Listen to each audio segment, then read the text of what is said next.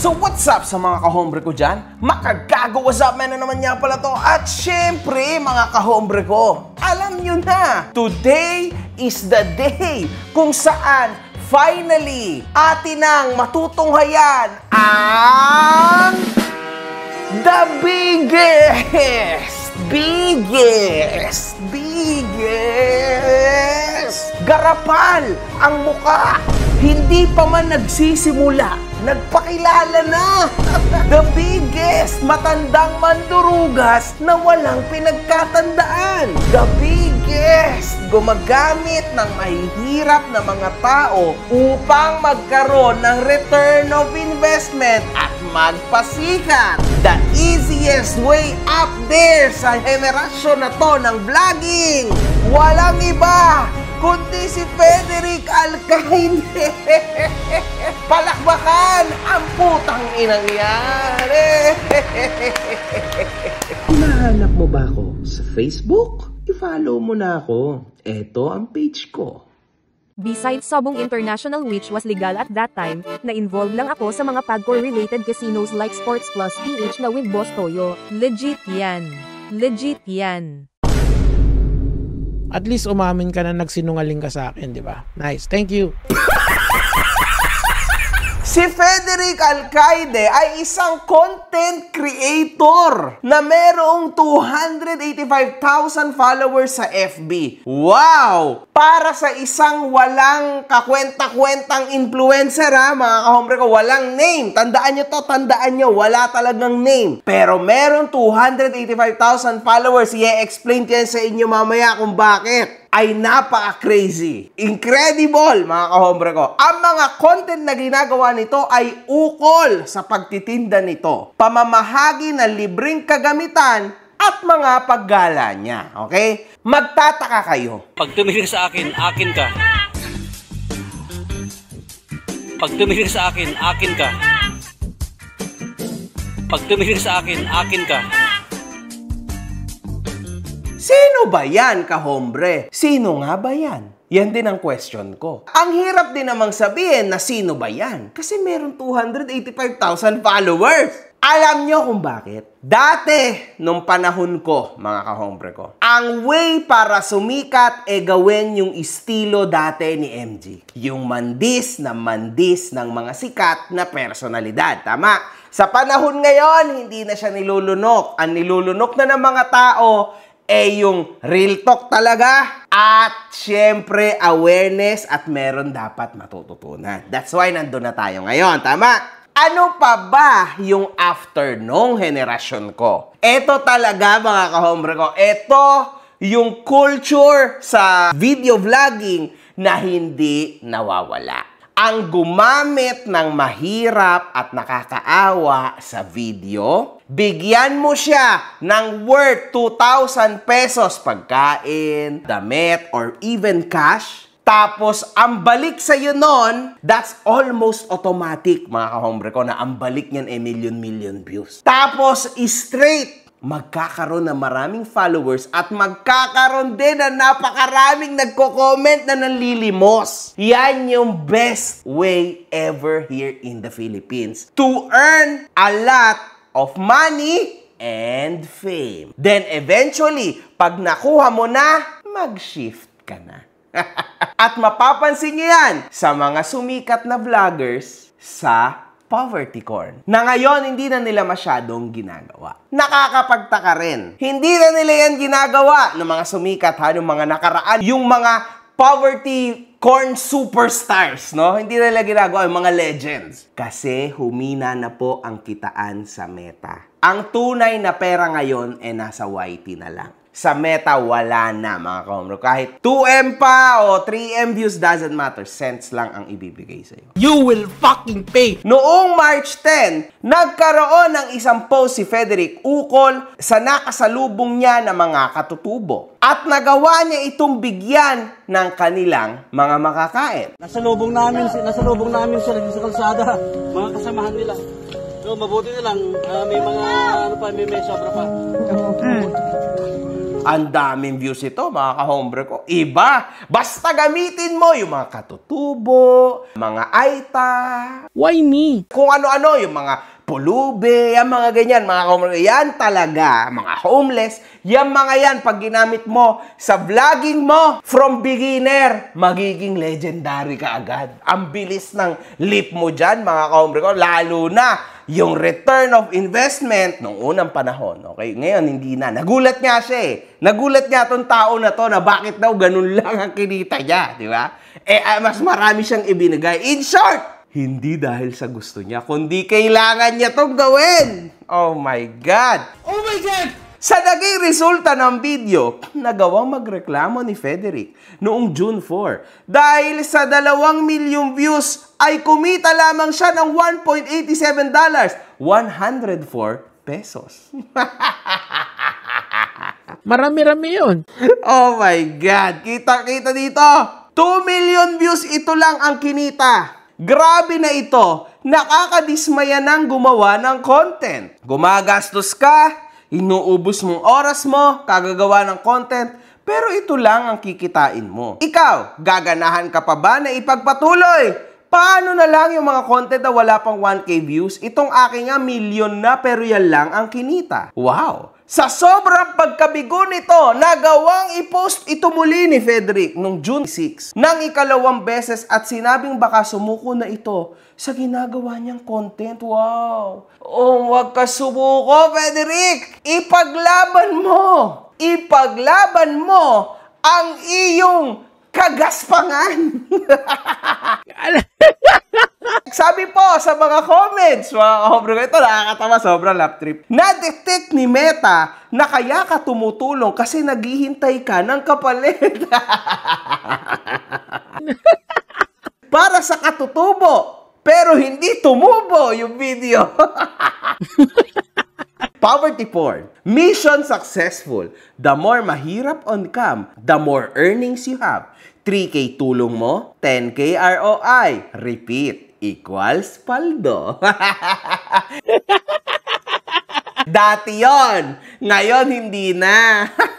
Love trip. Noong June 10, mga kahombre ko, nagpaliwanag ang legendary poverty corn stars at nagbigay ng mga dahilan bakit niya ito ginawa. Oh my God, ito na, mga kahombre ko. Bring it on! Bring it the fuck on, man! Ito na po ang sagot sa mga tanong nyo. Kung bakit kailangan kong kumita dito sa mga content ko. Sana maintindihan nyo kung ano talaga ang rason o dahilan.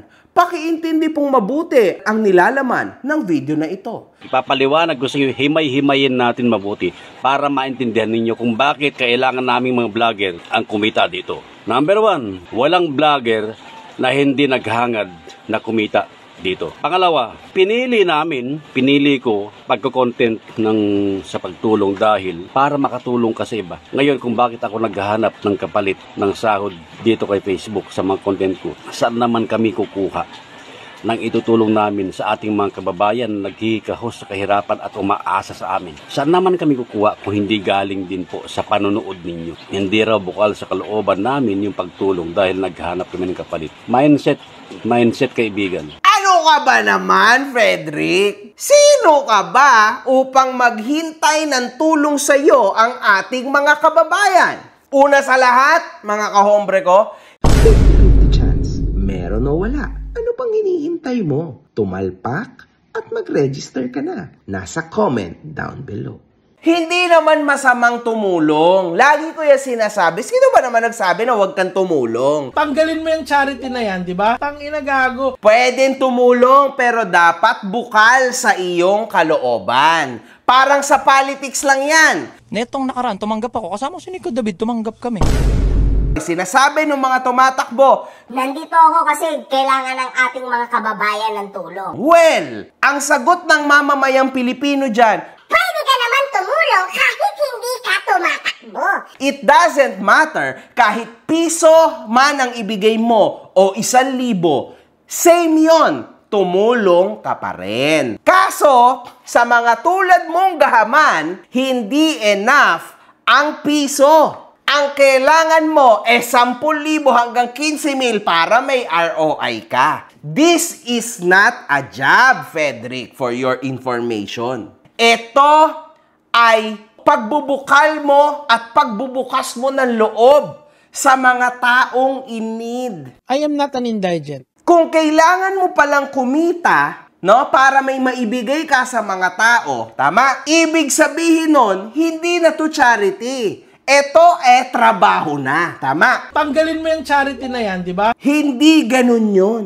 Ang dapat na tumulong yung mga taong may kakayanan at merong pera talaga. Pero yung mga tulad mong tao, ang dapat mo munang tulungan ay ang sarili mo. I refuse! At humanap ka ng kahit na anong content, huwag lang yung ganyan na poverty corn. Kasi niloloko mo yung mga tao, ginagamit mo yung mga taong mahihirap, inilalagay mo sa video yung mga muka at kahihiyan nila na wala naman din ka-consent.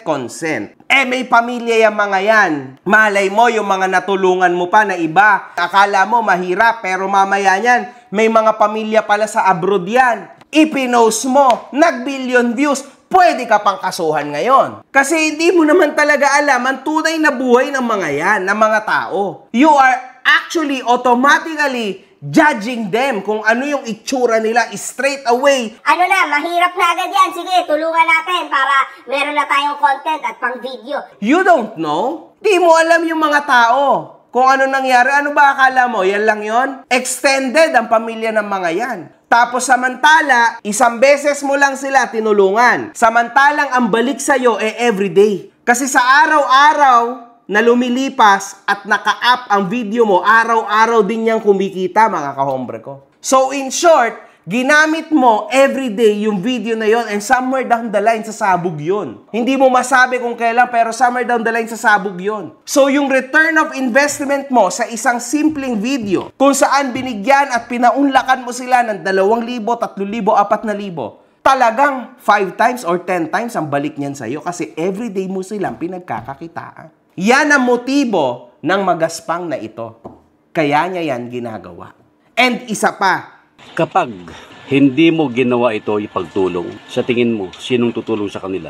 andyan ang ating gobyerno. Nandyan ang ating LGU, barangay. Trabaho nila yan. Huwag ka nang dumagdag sa sakit ng ulo. Okay? Kung gusto mong mandupang, pwede naman. Ituloy mo yan. Wala namang magnagsasabi na huwag kang mandupang. Ayun nga lang, nandupang ka na nga lang, ibinidyo mo pa.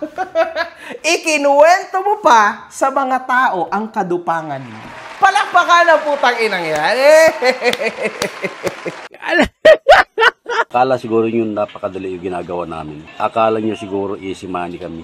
Napakahirap gumawa ng content. Napakahirap kumita dito sa social media. Kaya lahat ginagawa namin para lang magkaroon kami at makatulong sa pamilya, makatulong sa gastusin sa bahay, at makatulong na rin para sa ating mga kababayan na may hirap. Huwag mo nang isama dito sa sitwasyon na to ang drama mo sa buhay. Walang may pakialam sa pamilya mo, sa anak mo, wala. Ikaw yan.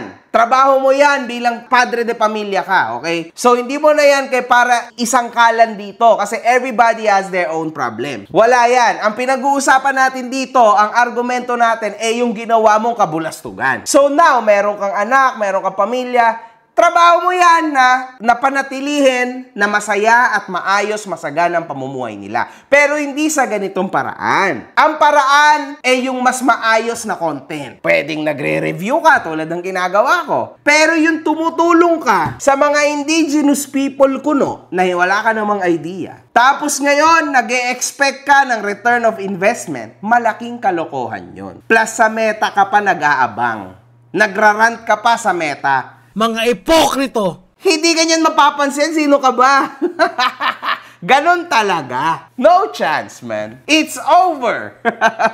Bakit hindi nyo ibas yung mga content na puro kabulastugan, puro palatawa, puro mga kawalang hiyaan ginagawa nila? Bakit yun hindi nyo ibas? Wala naman silang pakinabang sa lipunan. Pero kami mga charity vlogger, baliktad nga. Kami pa yung binabas ninyo. At ito ay charity sa tingin mo? No! This is charity for yourself. Kasi pinagkakakitaan at pagkakakitaan mo, yun yung naiisip mo. Tulad ng dati. Hindi po ito charity. Ang charity ay nagmumula sa mga taong may mga extra money sa bulsa nila at binibigay ng walang sama sa loob at ng walang hinihintay na kapalit. Yun ang charity. Tanggalin mo yung charity na yan, di ba? Gago. Kaya nga madalas sinasabi ng mga tao, Magbabalik ako sa aking mga kababayan ng kabutihan na natatanggap ko. hindi yung magbabalik ako ng kabutihan kasi magbabalik din kayo ng return of investment sa akin. Ano yan? This is a joke. Pinuntahan ako ng kapatid ko. Pinipilit ipadelete ang post ko dahil sila daw ang nasasaktan sa mga masasakit na sinasabi ng mga bashers. Sabi ko, manhid na ako sa mga bashers. Wala na akong pakiramdam. Sabi pa ng kapatid ko, baka daw ma-stress ako ay magpakamatay ako. Sabi ko, basher lang yan, vlogger ako. Hindi ko sila uurungan sa laban. Mga bashers, mga inggit yan kasi hindi nila kayang ginagawa ko. Pinuntahan ako ng kapatid ko dito kasi nakita niya yung pinost ko tungkol sa 2 million views, $1 lang kinita. Pinipilit niyang ipadelete yung post ko nun dahil sobrang na raw nasasaktan sila, yung mga kapatid ko, kasi nga nababasa nila yung sobrang pambabas nila sa akin. No? Kaya sabi ko sa kanya, hindi ko i-delete. Video ka yan, ako nagmamay-ari yan, bakit ko i-delete, sabi ko. Sanay na ako, manhid na ako sa mga baser. Talagang wala na akong pakiramdam sa mga baser, sabi ko. Hayaan mo sila dyan. Una sa lahat, mga kahombre ko, manid na daw siya sa bashers. Paano ka magiging manid sa bashers? 200,000 lang followers mo. Hindi totoo na manid ka sa bashers. Sinasabi mo lang yan para palakasin ang loob mo. Siyempre naman. Ngayon, kung kilala niyo si Kalaman, isang sikat na vlogger yan, siya nag-post nun, pinost niya ako. Doon lahat, walang talagang halos lahat yata doon talagang puro mga baser lumabas doon. Isang vlogger daw ang nadismaya sa pagiging vlogger dahil hindi ko raw nabawi yung mga tinutulong ko. Alam niyo mga kaibigan, maling-mali yung inintindi nila. Maling-mali po yung pagkakaintindi nila. Alam niyo ba na hindi pa ako content creator, hindi pa uso ang content creator, kailan lang yan? Gawain ko na po yan. Bakit ka naman madidismaya sa post ni Kaalaman? Nagsabi lang naman ng totoo ang ating kaibigan na si Kaalaman. Sa totoo lang kasi nakakagigil yung ganyan. Kasi nag-e-expect ka ng napakalaking balik. Buti nga sa'yo, wala kang natanggap. Karma yan sa'yo, boy. Kasi ginagamit mo yung kahirapan at kamalasan ng mga tao upang pagkakitaan mo. Napakasaklap niyan. That's one of the biggest sins ever. Kung talagang gusto mong tumulong, dapat wala kang iniintay na kapalit. Ganun naman yun. Diyos ko, Lord. Fuck! Kaya ako lang pinost yun dahil nga, kaya pinasok social media dahil sabi ko nga, sayang man lang din to. Kasi nga, sayang din. Kapag kung totoong may income dito, bakit ba hindi ko tatanggapin? Maitutulong ko rin yun sa mga tao, dagdag tulong din yun, sabi ko. Lumabas din sa'yo! Nasasayangan ka sa kita, kaya mo pa rin ipinilit na i-post ito. Oh my God, mga kahombre ko, grabe ito. Paano magiging dagdag sa tulong mo yung kinikita mo? Naiyak ka nga dahil wala kang kinita para sa sarili mo. Oh my God, man. Anong utak yan? Bobo! Pero hindi ako madadaig. Wala akong pakialam sa mga basher ko. Wala akong pakialam. Hindi nyo ako pinapalamon. Wala akong tinatapakang tao. Paano mo masasabi na wala kang pakialam sa mga basher mo kasi hindi naman daw ito ang nagpapalamon sa'yo? Sino ba ang nagbibigay ng views sa'yo sa sitwasyon na to? Siyempre, yung mga taong nanunood sa'yo. My God, man. Wala ka pala talagang alam sa takbo ng social media, tang. Understand the social media game. Anyway, mga kahombre ko, ano bang masasabi ko sa sitwasyon na to? Kung ikaw ay tunay na bukal ang loob at gusto mong tumulong, usually hindi mo yan binivideo. Nagbibigay ka lang dahil gusto mo lang yung ginagawa mo. Di bali na lang kung ikaw ay merong foundation, talagang literal na may nag-i-sponsor sa'yo, kaya kailangan mo siyang i-video, ipakita na totoo na merong pinupuntahan yung itinulong sa'yo, yung ini-sponsor sa'yo. Samantala, mga kahombre ko, yung mga tao na bukal ang loob, na gusto lang talagang tumulong, magpakain, tumulong sa nasunugan, tumulong sa pamilyang sobrang lugmok, yung mga kahombre ko, hindi na yan dapat i-video. Mas maganda yan, lumabas lang mag-isa, ganyan. Kasi yan mabuting mga adhikain yan Hindi mo pwedeng sabihin na, or hindi ka pwedeng magbuhat ng bangko, no? Para sabihin, guys, tumutulong ako. Siyempre, meron din mga chances instances na ako kasi ginawa ko yung mga nakaraan na tumutulong ako. Hindi dahil sa poverty porn kasi hindi ko naman content yan, no? Ginawa ko yan para maging ehemplo ko na kahit masama ako, na ako si MG, ganyan, back in the day, tumutulong rin ako. Nakaya ko rin tumulong. Hopefully, gayahin ako ng mga tao na tulad ko rin ang ugali, di ba? Noon. Pero ito, nag-iintay siya na sa ROI. So this is something labas na, no? Kakaiba. Anyway, mga kahombre ko, kayo, ano sa tingin nyo? One love. Good fucking vibes. Mga putang ina nyo kayo.